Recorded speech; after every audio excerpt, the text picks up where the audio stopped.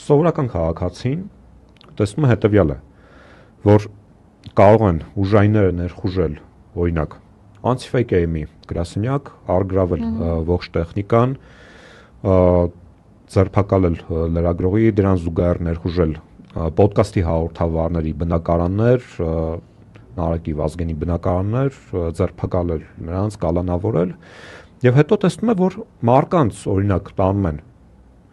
քնչական մարմիններ Facebook-ում ստատուս գրելու կամ որևէ մեկի ստատուսը լայքելու համար, հա, ժողովրդական լեզվով ասած։ Այսինքն Նիկոլ Փաշինյանը սրանով փորձ անում ցույց տալ, որ ինքը սահմաններ չունի։ Հենց նույն Դավիթ Մինասյանի դեպքում Տիրակնորիա պատարագին մասնակցող երիտասարդ, որը պարզապես հրաժարվել է իր տեղը զիջել, բրթելու, հրելու հաշվին պատարագամտույցը։ Այո, ընդամենը հրաժարվել է իր տեղից շարժվել, ինքը ուզեցել է իր Կիրակնորիա աղոթք իրականացնել եկեղեցում եւ գալիս է ոմն մեկը իր թիկնապահներով հանդերձ հրում է, խփում է երիտասարդին, ուղեղի ցնցում է պատճառում, մի բան էլ վերցնում են, տանում են, կալանավորում են, ու այս ամեն ինչը լինում է նախընտրական քարոզարշավը դեռ չսկսած։